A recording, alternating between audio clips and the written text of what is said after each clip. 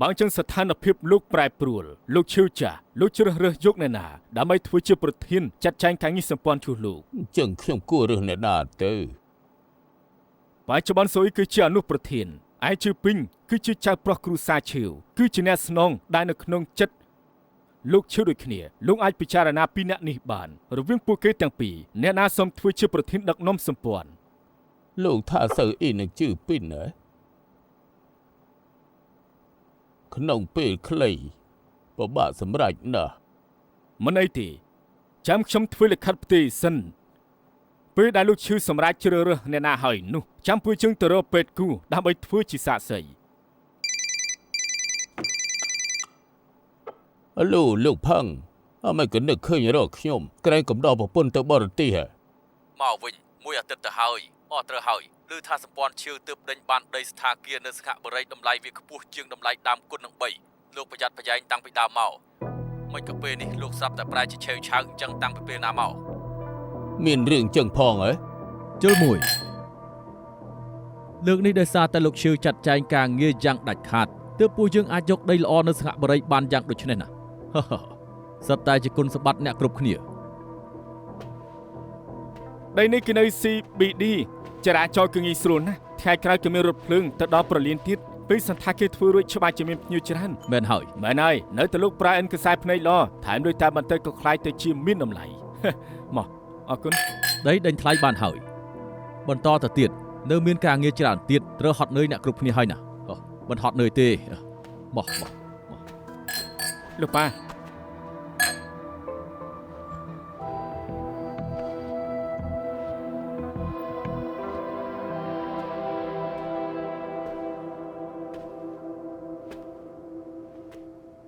บาร์คาสิโน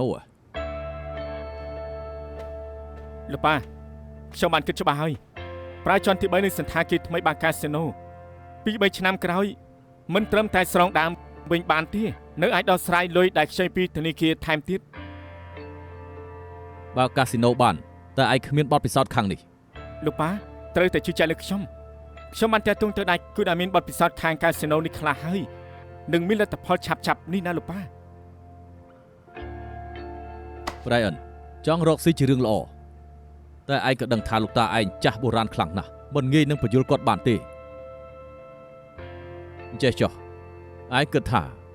กูแต่ประยุทธ์ลูกตาไอยังไม่สันเตอร์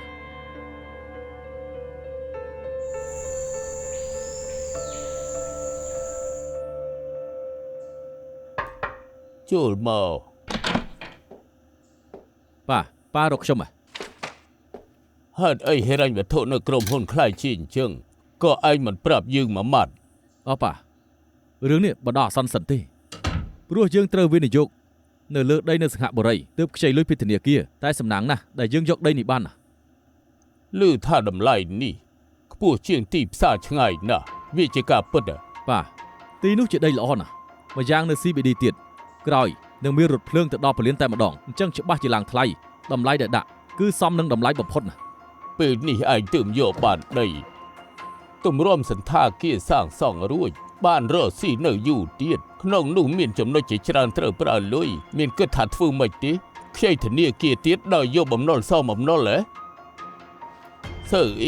ไอมันจากกำเริบตามเปิดเฉเรื่องละอ้อแต่ก็มันไอเตี้ยสาดได้เตอมือมุกมือกรอยเตอตุกเพลิงดอดถอยตืบบานโดยจะเล่งอกเชิงเปลจับประดามตัวจะเมียนกับเพลิงจรานก็มันอายเจ็ดแต่บันมันกล้าปีได้ดอจงกรอยบ่ออกกรอบเมียนแต่กำเพลิงก็ไปออดบ้านกาได้มุดหนึ่งเพื่อไอ้มวยเตอร์ปิจารณาสันป่ะจมจะบ้าจะยุ่งบ้านเฮยดังละอเฮยยืมมันจ้องไอ้เมียนเลือกกรอยตีดังเนย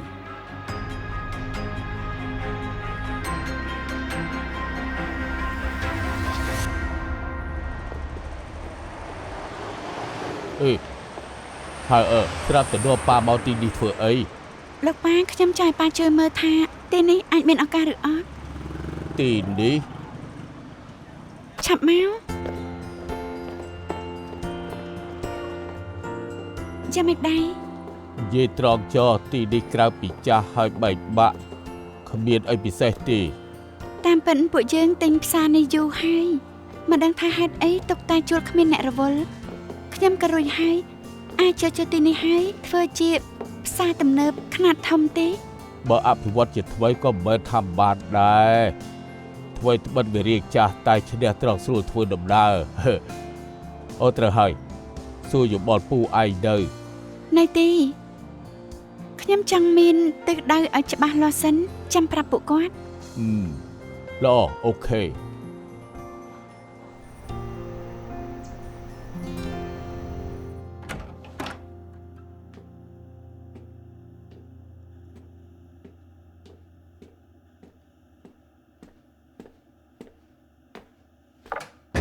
ពូរកខ្ញុំមានការអី មកវិញហើយមក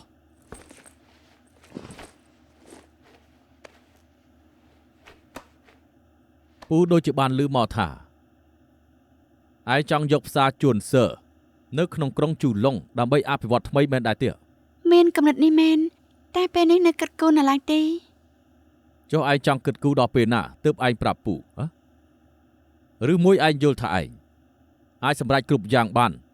ដោយមិនចាំបាច់សួរយោបល់ពូ ខ្ញុំច្បាស់ជាមិនសម្រេចខ្លួនឯង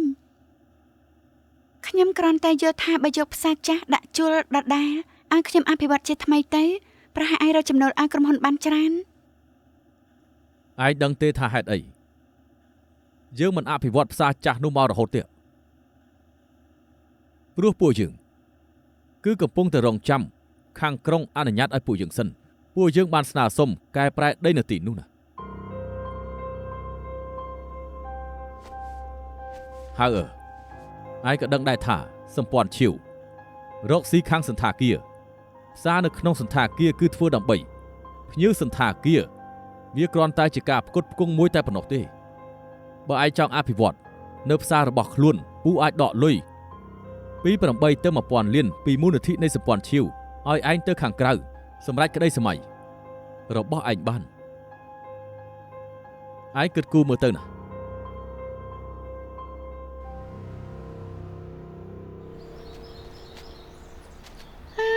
ហើយឯងមានប្រទះឃើញស្អីទី អីទេ ផ្កាស្មៅដើមឈើទាំងនេះពីមុនមិនស្ដុកដូចពេលនេះទេ ពិតមែនហើយជាពិសេសពីដើមនេះពេលតូចខ្ញុំចាំបានថាមានដើមឈើពីរមិនលូតលាស់សោះពេលនេះធំដល់ម្លឹងហើយ ឯងមិនដឹងមូលហេតុទេហ៎ ពួកយើងបដូរអ្នកថែសួននេះ អត់ទេគឺពួកគេដកផ្កាហើយនឹងស្មៅដែលនៅក្បែរដើមឈើនេះចេញអស់ហើយ ពាក់ព័ន្ធគ្នាដែរ ពាក់ព័ន្ធនេះជាចំណេះដឹង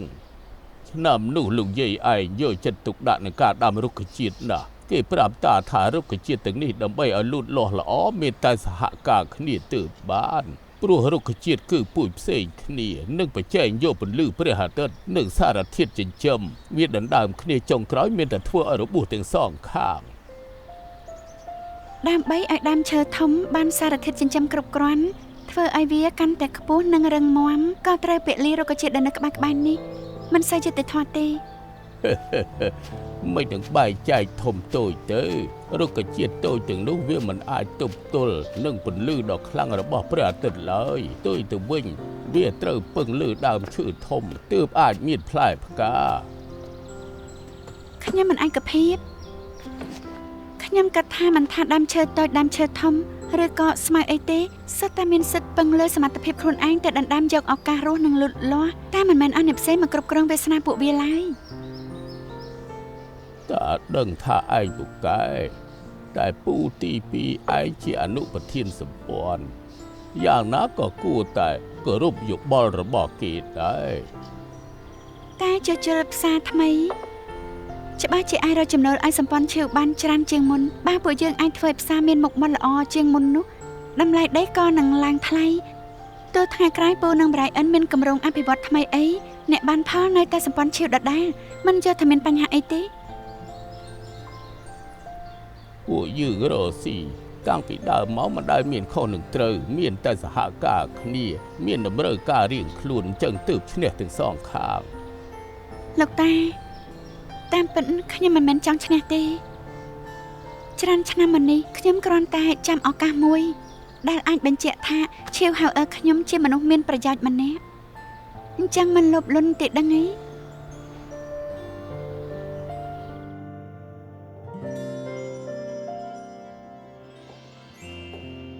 អេហើយយ៉ាអ្មិនក៏មិនលួចផឹកស្រាម្នាក់ឯងចឹងអ្មិនក៏មិនហៅប៉ាផឹកផង រឿងមិនសប្បាយចិត្តមិនចង់ចម្លងដល់ប៉ា មិនសប្បាយចិត្តព្រោះពូឯងបដិសេធនឹងកម្រងធ្វើផ្សារជាថ្មីនឹងមែនទេហា លោកប៉ា ហឺ ប៉ាធ្លាប់ស្ដាយក្រោយថាប៉ាកើតបានកូនស្រីមិនមែនកូនប្រុសទេ ធ្លាប់ពេលនោះប៉ាស្ដាយក្រោយណាស់ប៉ាទិញរបស់លេងក្មេងប្រុសជាច្រើនចុងក្រោយឲ្យគេអស់លេងថាទៅមើលគួរខឹងបណ្ដា ខ្ញុំសួរពិតមែនណាខ្ញុំមិនយល់មែនថាហេតុអីជំរើសទី1នៃអ្នកស្នងត្រកូលគ្រួសារត្រូវតែជាប្រុស ហើយយ៉ានាងល្ងងក្នុងចម្រៀងក៏មានសរសេរដែរបើមានវាសនាគង់ទៅបានបើគ្មានវាសនាបង្ខំក៏បានដែរឯងស្មានថាឆ្នាំនោះប៉ាអត់បានដណ្ដើមនឹងពូឯងហ៎ចេះតែចង់បានកូនប្រុសធ្វើឲ្យម៉ាក់ឯងនឹងចាក់ចេញពីប៉ាក្រោយមកប៉ាក៏គិតយល់ជីវិតមនុស្សណាមាន10ឆ្នាំប្រហែលដងបើត្រូវដណ្ដើមដល់បែកក្បាលហូរឈាមដដែលសោយសុខឲ្យទាន់ពេលវិញល្អជាង ខ្ញុំមិនដែលចង់ដណ្ដើមស្អីនោះទេខ្ញុំគ្រាន់តែចង់បញ្ជាក់ឲ្យគ្រប់គ្នាឃើញពីតម្លៃរបស់មនុស្សម្នាក់ថាវាមិនស្ថិតលើភេទទេគឺស្ថិតនៅលើសមត្ថភាពគេឈប់និយាយហើយនៅមានអ៊ីមែលច្រើនទៀតត្រូវឆ្លើយ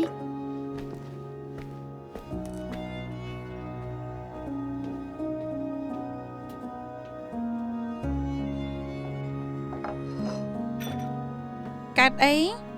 ឆ្លោះគ្នាជាមួយកូនណាមិញខ្ញុំឃើញមុខឆាលិតមិនសូវស្រួលសោះ គ្រប់ផ្ទះសិតតែមានទុករៀងខ្លួនអូនមិនអាចយល់ទេ គឺបងគិតថាខ្ញុំមិនយល់កូនស្រីបងច្បាស់ជាមិនសប្បាយចិត្តព្រោះត្រូវឪពុកកូនប្អូនប្រុសបងគៀបជាប់ មន្ត្រីមិនអាចកាត់ក្តីរឿងក្នុងផ្ទះ តាមពិតបងជាប៉ាគេគួងើបឡើងគាំទ្រកូនស្រីធ្វើជាខ្នប់បង្អែកដ៏រឹងមាំរបស់កូន បងក៏ចង់ដែរតែស្ដាយណាស់ខ្នងបង្អែកបងនេះវាជ្រេះយូរណាស់ហើយ អារម្មណ៍ឆាលិតខ្ញុំយល់ជាងគេគ្មានអីពិបាកទ្រាំជាងត្រូវគ្នាឯងមើលងាយនោះទេដូចខ្ញុំអញ្ចឹងរៀបការចូលគ្រួសារឈាវយូរហើយនៅតែត្រូវមើលទឹកមុខគេវេទនាដដែល Brian ឯងមកទៅ disco ជាមួយនឹងពួកយើងទេហ៎ ថ្ងៃស្អែកខ្ញុំត្រូវប្រជុំពួកឯងលេងឲ្យសប្បាយចិត្តចុះណា ផឹកស្រាច្រើនអញ្ចឹងចង់ឲ្យហៅតកងឡានឲ្យទៀត ក៏មើលស្រាលសមត្ថភាពខ្ញុំអីទៅលេងនឹងពួកគេទៅ វ៉ោះគឺចំណេញមែនទែនហេមិនទៅពិតមែនណា ទៅហើយណា អញ្ចឹងបានពួកយើងទៅលេងទៅ អូខេ ប្រយ័ត្នផងណា បាយ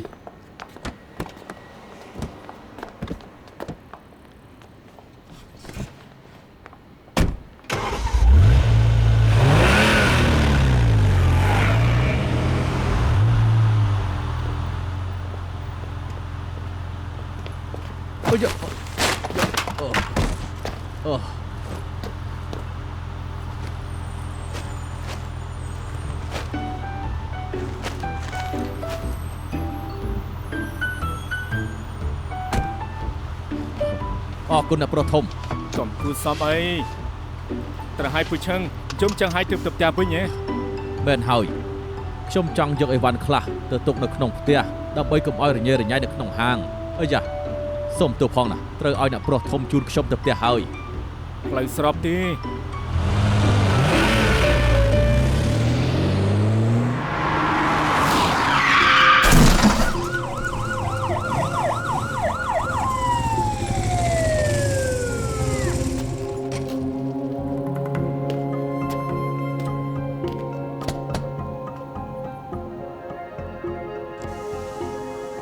លោកមានរបួសទេលោកប្តឹងថាទីនេះមានគ្រោះថ្នាក់ចរាចរណ៍មែនហើយគឺខ្ញុំប្តឹងមិនមានអ្នកលេងស្គី2អ្នកស្រាប់តែសម្រុកចូលមកដូច្នេះគឺដើម្បីកិច្ចពួកគេទើបខ្ញុំមើលចុះបុកខូចទ្រូងផ្លូវហើយឡាននេះជារបស់លោកពិតមែនណាឡាននេះជារបស់ក្រុមហ៊ុនចវាយខ្ញុំទេថ្ងៃនេះគាត់ផឹកស្រាក៏ឲ្យខ្ញុំជួយបើកឲ្យគាត់ទៅវិញប៉ុន្តែមិននឹកស្មានថាវាគ្រោះថ្នាក់អញ្ចឹងទាល់តែសោះលោកទុកចិត្តចុះរបស់ដែលបុកនៅខាងមុខទុកឲ្យចវាយខ្ញុំជាអ្នកជួសជុលសងចុះ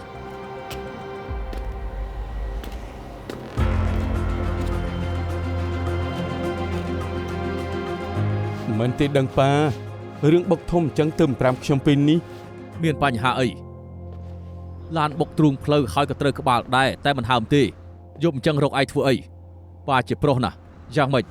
ចង់ឲ្យឯងមកលួងប៉ាមិនដែរទេ តែសុកសុងមិនក៏ប៉ាបើកឡានរបស់ Brian ប៉ាមិនធ្វើជាអ្នកបើកឡានក្រៅម៉ោងទេដឹង ហើយ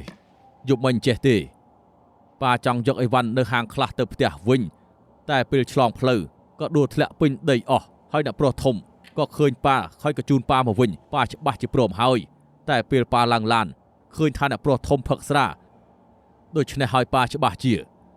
ត្រូវជួយបើកឡានឲ្យអ្នកប្រុសធំហើយប៉ុន្តែមិននឹកស្មានថាគ្រាន់តែជន់ហ្គាវឹបកម្លាំងឡានរេខ្លាំងពេកប៉ាមិនប្រយ័ត្នដូច្នេះក៏បុកទ្រូងផ្លូវទៅរឿងគឺអញ្ចឹងឯង Brian មិនអីទេ មិនអីនោះទេឯងដឹងហើយថាបុកទ្រូងផ្លូវត្រូវតែប្តឹងប៉ូលីសប៉ុន្តែ Brian ផឹកស្រាបើឲ្យប៉ូលីសមកកាន់តែស្មុគស្មាញប៉ាបានទេប្តឹងប៉ូលីសពិតមែនប៉ុន្តែគេក៏មិនបានបើកឡានដែរដោយសារតែគេផឹកស្រាប៉ាខ្លាចគេស្មុគស្មាញក៏ឲ្យគេទៅមុនទៅ គេពិតជាទៅមែនណា គេច្បាស់ជាទៅគេមិនមែនជាតកងឡានពាក់ព័ន្ធអីនឹងគេទៅគ្មានបញ្ហាទេម្យ៉ាងទៀតបុកខូចឡានរបស់គេមិនមែនជាឡានប៉ាទេ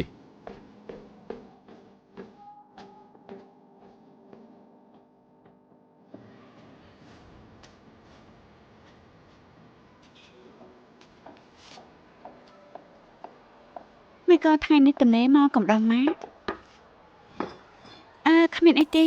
រៀងអបសោកក៏មកទិញផ្កាទៅចង់យកទៅផ្ទះតាំងឲ្យអារម្មណ៍ល្អកាត់អីអារម្មណ៍មិនល្អហ៎នៅតែរឿងដើមមិនចង់និយាយទេត្រូវពូនឹងជាពីនធ្វើបាបនៅក្រុមហ៊ុនទៀតហើយ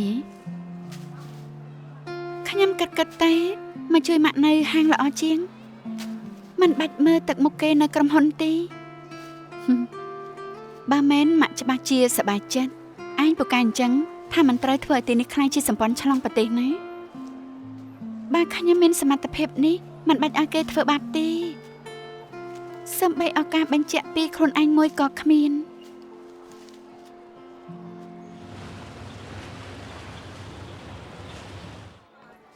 តែផ្កាកុលាបនេះធ្វើឲ្យអារម្មណ៍ស្ងប់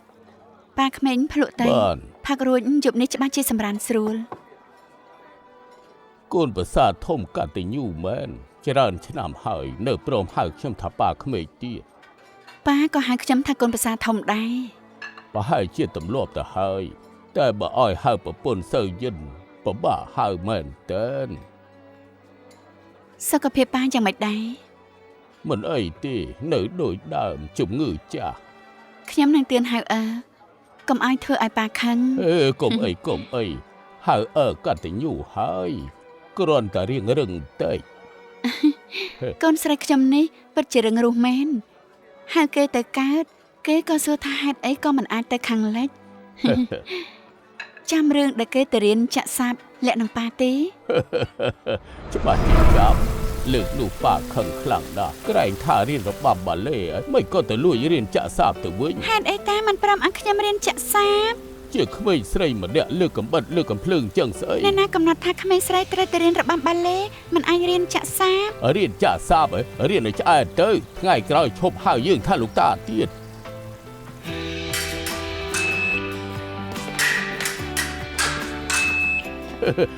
ហើយបាយបានល្អមែនប៉ាក្មេងពេលនេះព្រមតែមើលគេលេបន្ទោគេថាគេលាក់នឹងប៉ាហើយយ៉ាងណាក៏ជាចៅស្រីឬអាចខឹងមកជីវិតម្យ៉ាងពេលនេះចូលដល់វគ្គផ្ដាច់ព្រាត់ទៀតត្រូវតែលើកទឹកចិត្តហើយល្អ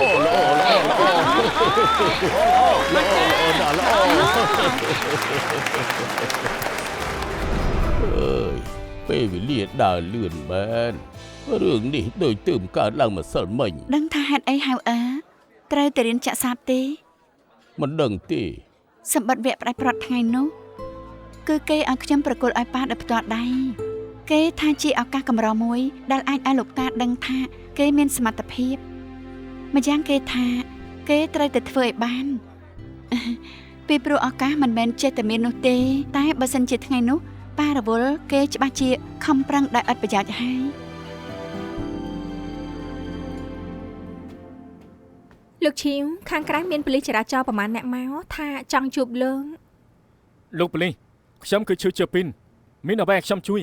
សួស្តីលោកឈៀវថ្ងៃមុនមានគ្រោះថ្នាក់មួយកើតឡើងហើយឡាននោះជាឡានដែលស្ថិតក្រោមឈ្មោះរបស់សម្ព័ន្ធឈៀវគឺជាឡាន GC4 ចំពោះរឿងនេះខ្ញុំក៏បានដំណឹងដែរ កាមេរ៉ាសវត្ថិភាពនៅក្បែរនោះថតបានឃើញថាអ្នកដែលបើកឡានការនោះគឺជាលោកគឺវាខុសនឹងចម្លើយរបស់ខាងប៉ូលីសនៅយប់នោះដូច្នេះពួកខ្ញុំចង់ឲ្យលោកទៅសហការដើម្បីស៊ើបអង្កេតឲ្យបានដឹងច្បាស់រឿងដែលបានកើតឡើងកាលពីយប់នោះ អញ្ចឹងទេ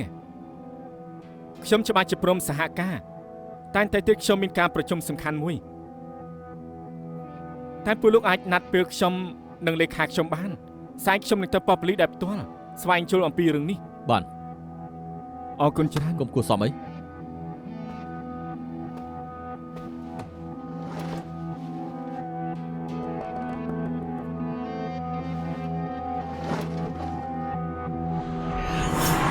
អ្នកប្រុសធំរំខានលោកហើយ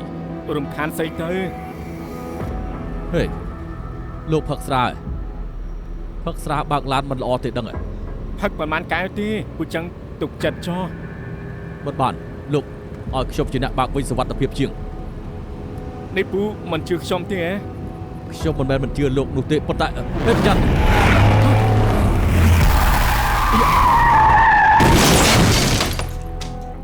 អាយ៉ាមិនទេក្មេងក៏មិនអីដែរ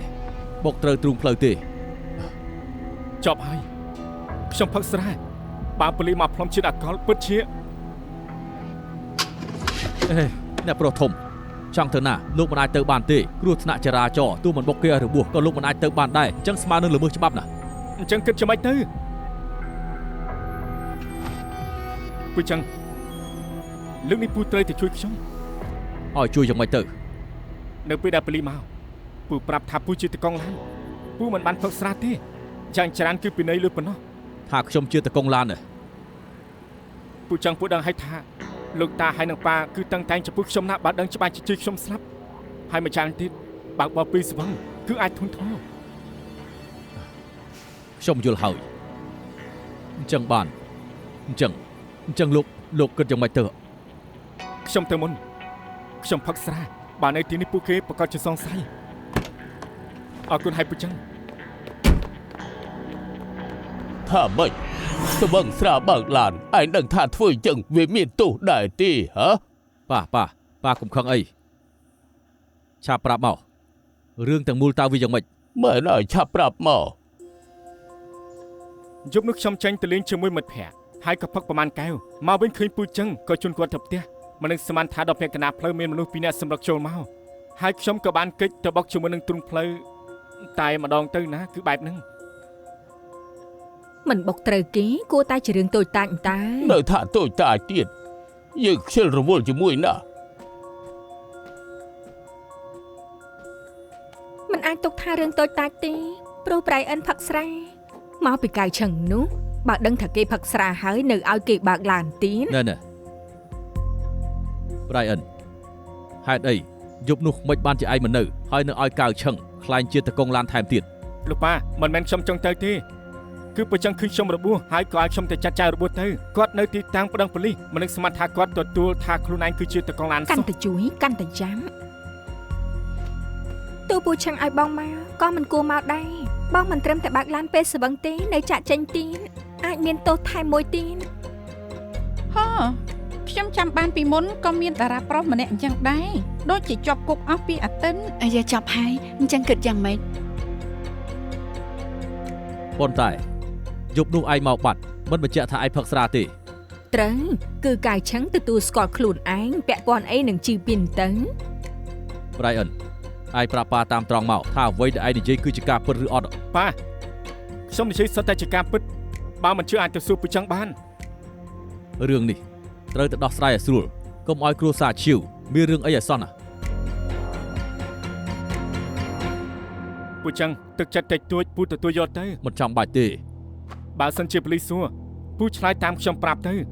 ម្យ៉ាងគឺត្រូវឲ្យកៅជិនធ្វើជាមីទ្វីតំណាងឲ្យពូយ៉ាងច្រើនគឺផាត់ពីនៃលុយមិនមានអីច្រើនទេមែនទេ ខ្ញុំមិនមែនបណ្ដោយឲ្យខ្លួនឯងមានរឿងនោះទេទុកចិត្តខ្ញុំចោះខ្ញុំនឹងជួយលោកឈៀវចាស់មានគុណលើខ្ញុំខ្លាំងណាស់ខ្ញុំមិនអាចយកលុយពីលោកបានទេ ពូចឹងខ្ញុំដឹងថាពូមានគុណធម៌អញ្ចឹងចុះស្អែកនេះទុកថា ខ្ញុំឲ្យពូទុកសម្រាប់ទិញកាហ្វេចុះណាលើកក្រោយពេលមានពេលខ្ញុំនឹងឆុងកាហ្វេល្អមួយកែវឲ្យពូសម្រាប់ចឹងហើយណាខ្ញុំទៅក្រុមហ៊ុនប្រជុំពូចាំទុកនិយាយតាមខ្ញុំប្រាប់អូខេ លុយនេះខ្ញុំទុកឲ្យសិនចុះបើត្រូវការមកយកពីខ្ញុំវិញទៅ បានហើយ ទុកចិត្តចុះ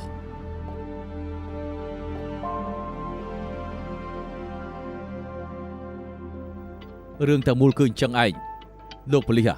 ថ្ងៃនោះខ្ញុំរវល់នៅហាងដល់យប់ក្រោយមកក៏ជួបនឹងចៅប្រុសធំរបស់ចៅវាយខ្ញុំចាស់ពីមុននៅតាមផ្លូវគឺគាត់គឺលោកឈៀវជីពីនគាត់ថាស្របផ្លូវជូនខ្ញុំទៅផ្ទះខ្ញុំក៏ឡើងឡានមិនស្មានថាពេលដែលបើកទៅក៏មានអ្នកលេងស្គីចំនួន2នាក់សម្រុកចូលមកខ្ញុំគឺដើម្បីគេចពួកគេឡានពួកយើងក៏ត្រូវបុកនឹងទ្រូងផ្លូវតែម្ដងទៅហើយអ្នកប្រុសធំនោះក៏បុកត្រូវក្បាល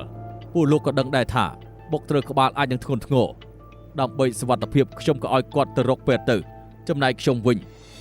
ក៏នៅទីតាំងដើម្បីចាត់ចែងប្តឹងប៉ូលីសតែម្ដងទៅ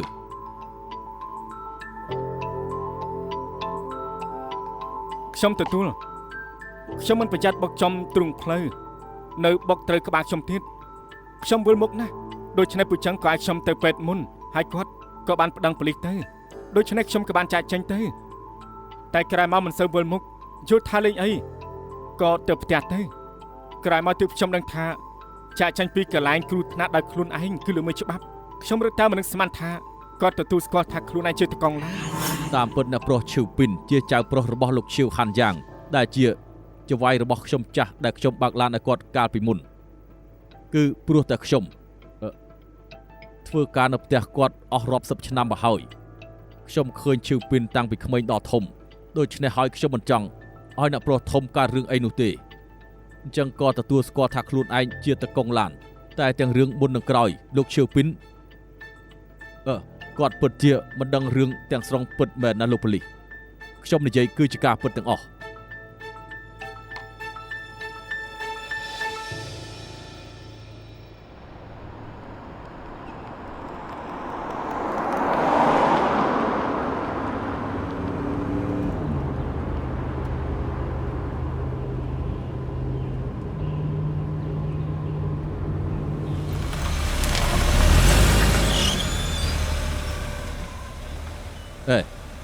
មិនក៏ឈប់អញ្ចឹង ប៉ាមានអីបកស្រាយប្រាប់ខ្ញុំទី aiចង់និយាយពីអីទៅ ខ្ញុំជាមេធាវីណាមួយឆ្នាំតវ៉ាក្តីជួបគេច្រើនប៉ាគិតថាខ្ញុំមើលមិនដឹងថាប៉ាកំពុងតែកុហកម្យ៉ាងទៀតអ្វីដែលប៉ានិយាយមិញនេះមិនដូចពីមុនទាំងស្រុង ប៉ាគឺមិញប៉ូលីសទាំងអស់នោះ ទោះប៉ូលីសសង្ស័យចម្លើយប៉ាក៏អត់បានការព្រោះពេលនឹង Brian គេបានទទួលស្គាល់កំហុសរបស់គេទៅហើយម្យ៉ាងរឿងកន្លងហួសយូរគ្មានវិធីបញ្ជាក់ថាពេលនោះ Brian មានស្វឹងឬអត់រឿងក្តីអញ្ចឹងចុងក្រោយអាចត្រឹមតែពីនៃលុយតែប៉ុណ្ណោះយ៉ាងច្រើនថែមឲ្យធ្វើការសង្គមជាង100ម៉ោងទៀត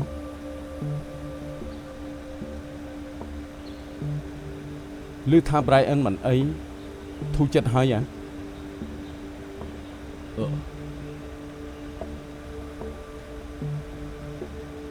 Brian ឲ្យប៉ាទទួលទោសជំនួសគេ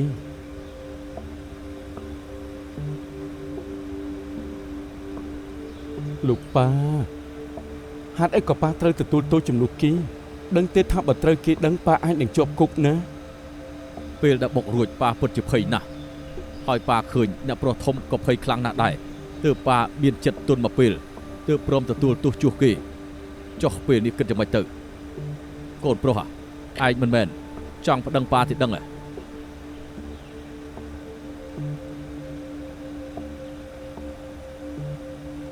ខ្ញុំព្រមានប៉ាណាមនុស្សល្អបែបនេះធ្វើម្ដងគ្រប់គ្រាន់ហើយកុំឲ្យមានលើកក្រោយទៀត Brian គិតថាគេមានលុយអស់ចាន់ណាគេមិនសមឲ្យប៉ាពាក់លីទី ប៉ាដឹងហើយ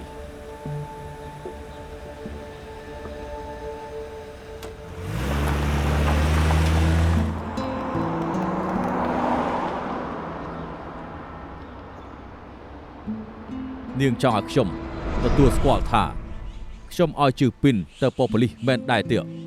មើលលើថាពួកយើងស្គាល់គ្នាច្រើនឆ្នាំទៅណា ទុកចិត្តចុះខ្ញុំដឹងថាធ្វើយ៉ាងម៉េចហើយ ពេលនេះតុលាការសូមប្រកាសចងចោតឈឺជើពីនក្រៅគ្រោះថ្នាក់ចរាចរណ៍បានចាក់ចេញពីកន្លែងការចំហាយតែមួយថ្ងៃវាដោយច្បាប់ចរាចរណ៍ចំពោះ394មាត្រាទី56ទៅពេលនេះសម្រាប់ឲ្យផ្អាកបើកបរកន្លះឆ្នាំពេលនេះទើបប្រាក់ចំនួន$200,000ហុងកុងបូកថែមទាំងធ្វើការសង្គមរយៈពេល100ម៉ោងរីឯចងចោតកៅឆឹងព្រោះតែផ្ដល់ចម្លែកខ្លាយរីរាំងយុត្តិធម៌ដែលជាការល្មើសច្បាប់លើកដំបូងត្រូវពិន័យជាទឹកប្រាក់$25,000ហុងកុងបូកថែមទាំងធ្វើការសង្គម200ម៉ោង លើកនេះទុកថាឯងសំដាងដែលគ្រាន់តែផ្អាកបើកបរកន្លះឆ្នាំនឹងធ្វើការងារសង្គមចាំមើលលើក្រោយឯងហ៊ានទៀតទេ ទុកចិត្តចុះលោកតាខ្ញុំធានាថាលែងមានលើកក្រោយទៀតហើយ គេមានបទពិសោធន៍លើកនេះហើយលើកក្រោយប្រកាសជាប្រយ័ត្នមែនទេ ដឹងហើយលោកប៉ា សើអីឯងក៏ដូចគ្នារកស៊ីវាសំខាន់តែក៏ត្រូវមើលកូនខ្លះដែរ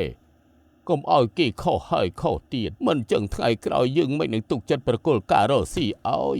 ខ្ញុំដឹងហើយប៉ា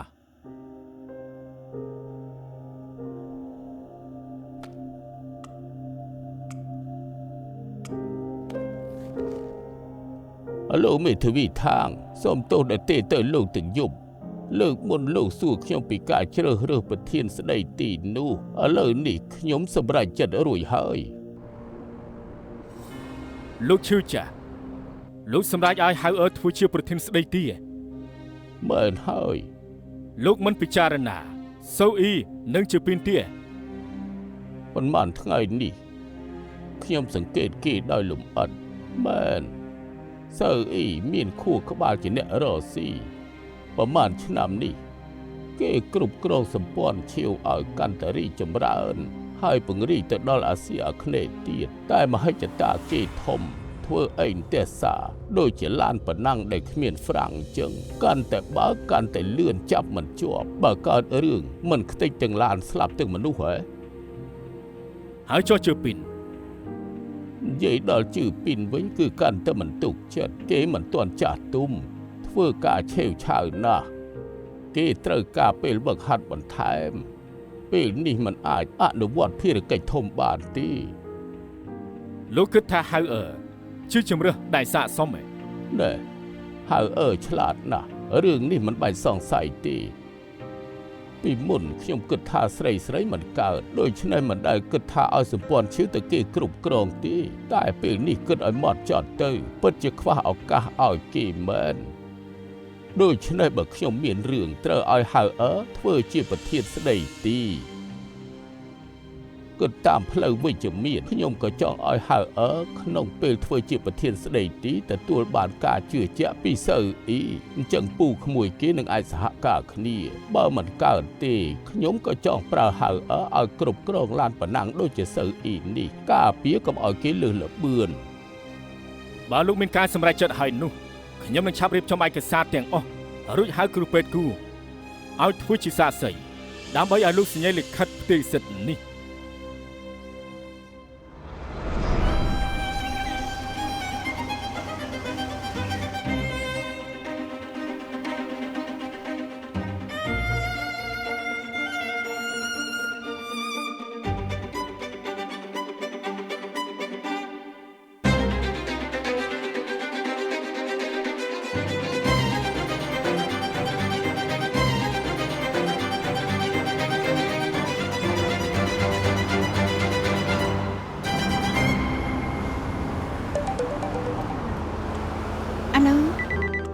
Alo.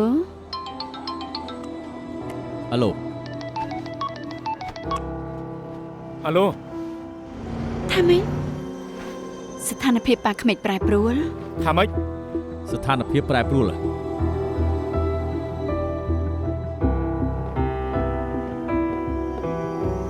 មេធាវីថាង លោកគ្រូ លោកជឿចាយយ៉ាងម៉េចហើយ កំពុងសង្គ្រោះប៉ាក្មេកយ៉ាងម៉េច ប៉ាខ្ញុំយ៉ាងម៉េចហើយទុកចិត្តចុះពេលនេះសង្គ្រោះគាត់តាន់ពេលគាត់ផុតគ្រោះថ្នាក់ហើយ មិនក៏ជំងឺបេះដូងក៏ឬឡើងចឹង មូលហេតុអាចមានច្រើនយ៉ាងការពិតនៅក្នុងនោះអ្នកជំងឺសន្លប់នៅមានប្រតិកម្មនឹងអ្វីៗនៅខាងក្រៅ មិនថាអាកាសធាតុការប៉ះពាល់រាងកាយឬសម្លេងផ្សេងៗគឺសុទ្ធតែអាចប៉ះពាល់ដល់អារម្មណ៍របស់អ្នកជំងឺបានអរគុណគ្រូពេទ្យ អរគុណគ្រូពេទ្យ ឆាលិតឬពេលថាមុនជំងឺបេះដូងគាត់ឬឡើងបងចំណាយជប់គាត់ឬចុងក្រោយមែនទេ មែនហើយខ្ញុំមករកថ្ងៃហ្នឹងចាវាយ៉ាងម៉េច ថ្ងៃនេះឯងនិយាយអីធ្វើឲ្យគាត់រំជួលចិនទើបជំងឺបេះដូងគាត់រើឡើង ខ្ញុំលើពេទ្យថាឲ្យកំដៅគាត់ជជែកច្រើនឲ្យគាត់ស្ដាប់ឮសំឡេងអ្នកដែលនៅជិតដិតគាត់អាចនឹងឆាប់ដឹងខ្លួនឡើងវិញ បងនឹងជាអ្វីជាមួយគាត់ ឯងភ័យអញ្ចឹងធ្វើអីឯងខ្លាចខ្ញុំនិយាយរឿងឯងហ៎ បើគ្រាន់តែថាគាត់អាចនឹងលឺពេលកំពុងសន្លប់ពាក្យដែលពួកយើងនិយាយនោះអាចលឺឬអត់មិនប្រកបទេ មែនហើយមិននឹងអាចបន្ទោសឆលិតទេ បានហើយកុំគិតច្រើនពេកអីបានទេ មែនហើយពេលនេះលោកឈឺចាស់គឺត្រូវការសម្រាប់ជប់នេះគ្រប់គ្នាក៏ហត់នឿយដែរអញ្ចឹងរកកន្លែងហូបអីនៅពេលយប់ខ្ញុំក៏មានពាក្យខ្លះចង់ប្រាប់អ្នកគ្រប់គ្នាដែរ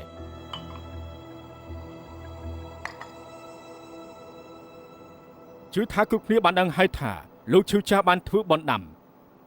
ការពិតថ្ងៃនេះខ្ញុំមកគឺដើម្បីការពារទេដល់ពេលនោះនឹងត្រូវអនុវត្តបន់ដាំរបស់លោកឈឺចាស់តែសំណាងឲ្យលើកនេះលោកឈឺចាស់ឆ្លងផុតគ្រោះថ្នាក់ វ៉ាវមេធាវីថាហើយបើលោកនិយាយចឹងណាពួកខ្ញុំនៅគ្រួសារមិនចង់ជួបលោកទៀតទេ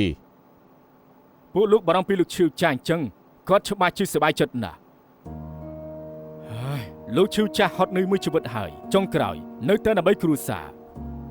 គាត់ធ្វើលិខិតផ្ទេរនិងពាក្យបន់ដាំគឺមានបំណងដែរដូច្នេះហើយ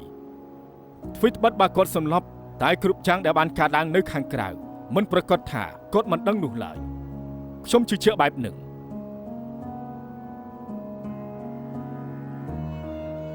សុំទោសមិញនៅក្រៅបន្ទប់វះកាត់ខ្ញុំឈឺឆាវពេក ពាក់ព័ន្ធនឹងម្ដាំប៉ាខ្ញុំមានអីចង់រំលឹកពួកខ្ញុំទៀតដែរទេ ក្នុងនាមខ្ញុំជាមេធាវីខ្ញុំមិនអាចបង្ហើបរឿងពាក់ព័ន្ធជាមួយនឹងបណ្ដាំបានឡើយតែក្នុងនាមជាមិត្តភក្តិរបស់លោកឈឺចាស់ខ្ញុំចង់ដាស់តឿនអ្នកគ្រប់គ្នាឲ្យគិតពីបំណងនៃការខិតខំផ្ទេរលិខិតរបស់លោកឈឺចាស់សង្ឃឹមថាគ្រប់គ្នាកុំធ្វើឲ្យបាត់បង់ញើសឈាមរបស់គាត់មួយជីវិតគូការពារអ្វីដែលសំខាន់របស់គាត់នេះទើបជាបំណងធំរបស់លោកឈឺចាស់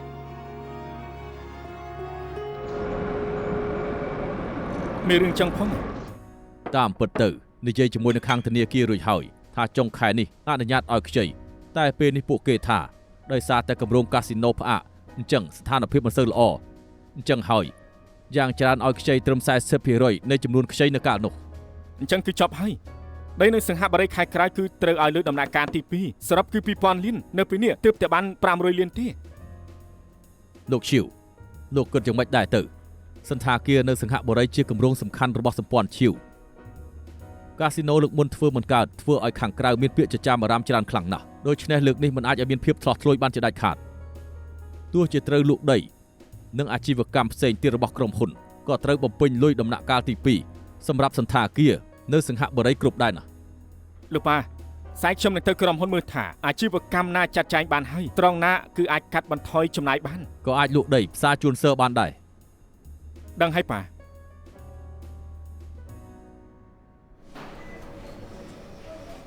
និយាយពីរឿងក្នុងក្រុមហ៊ុនព្រឹកមិញណា មែនហើយមែនហើយ អ្នកក្រុមហ៊ុនថាផ្នែកហិរញ្ញវត្ថុគ្មានលុយសងក្រុមត្រូវកាត់បន្ថយចំណាយ អញ្ចឹងអាចដកបុគ្គលិកទេ អាចដកឬអត់ខ្ញុំមិនដឹងទេប៉ុន្តែលើថ្នាក់លើកំពុងពិភាក្សាថាអាចនឹងលក់ដីនិងអាជីវកម្មរបស់ក្រុមហ៊ុនខ្លះចេញជំរើសដំបូងគឺផ្សារជូនសឺ ហាធ្ងន់ធ្ងរម្លឹងផង ធ្វើការពេញមួយថ្ងៃហើយមិននៅមានកម្លាំងទៀតសុំសរសើរ ខ្ញុំក៏សរសើរខ្លួនឯងដែរស្មារតីណាស់គឺល្អជាងពេលធ្វើការទៀត គេមកឲ្យហន់ឯងមកបញ្ចូលថ្ម មែនហើយប្រហែលកន្លែងនេះទើបជាកន្លែងដែលខ្ញុំមានសេរីភាព កាត់អីហិរញ្ញវត្ថុក្រុមហ៊ុនមានបញ្ហា អញក៏បានដំណឹងដែរ គេនិយាយពេញក្រុមហ៊ុន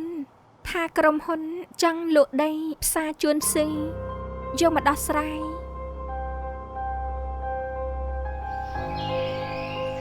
លក់ដីផ្សារជន់សើចេញក្រោមតម្លៃទីផ្សារ2 ដង មែនហើយបានដំណឹងលឿនណាស់តើណោះ ចាពូច្បាស់ជាដឹងថាដីក្បែរផ្សារជន់សើជារបស់សម្ព័ន្ធចៅពេលនេះពួកគេចង់សង់វិឡាខ្នាតធំមួយបើគម្រោងនេះបានសម្រេចនោះសំបីតែដីពួកយើងនោះក៏ឡើងថ្លៃដែរ ត្រូវហើយអញ្ចឹងទើបពូចង់លក់វាឲ្យសម្ព័ន្ធចៅសង្ឃឹមថាវាបានថ្លៃខ្ពស់ ហើយចុះពួកគេថាម៉េច ដោយសារតែកាស៊ីណូនៅសង្ហបុរីត្រូវបានផ្អាកពាក្យចចាមអារាមផ្ទុះពេញនឹងសូម្បីធនាគារក៏ឲ្យពួកយើងខ្ចីលុយតិចដូច្នេះសម្ព័ន្ធចៅដឹងថាពួកយើងត្រូវការវិនិយោគក៏ដាក់តម្លៃទាបមួយឲ្យពួកយើង ទោះត្រូវវិនិយោគក៏មានវិធីផ្សេងច្រើនទៀតដែរមិនប្រកាសថាត្រូវលក់ដីឲ្យថោកទេ បែរហើយនិយាយទៅទីផ្សារជួនសើនោះថ្ងៃក្រោយនឹងឡើងថ្លៃលក់ចឹងខាតច្រើនណាស់ឯងមានគិតឲ្យច្បាស់ទី មែនហើយវាពិតជាអាចឡើងថ្លៃតែត្រូវចាំដោះសំណងសម្ព័ន្ធចៅសាងសង់រួចតែពេលនេះសន្តាគារនៅសង្ហបុរីទើបជាគម្រោងសំខាន់បំផុតរបស់ពួកយើងណា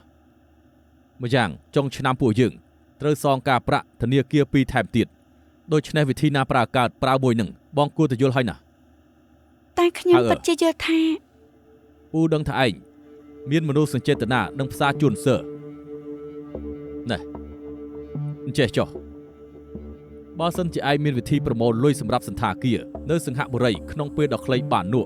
ឬមួយក៏អាចទៅនិយាយនឹងខាងធនាគារឲ្យពជាពេលសងការប្រាក់គេបាននោះបើអញ្ចឹងពួកយើងក៏មិនចាំបាច់លក់ផ្សារជួនសើដើម្បីដោះស្រាយទេ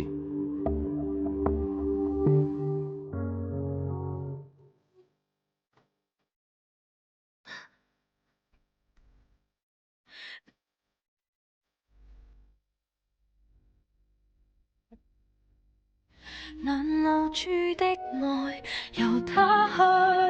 在我餘生都不再領取，不要再重提。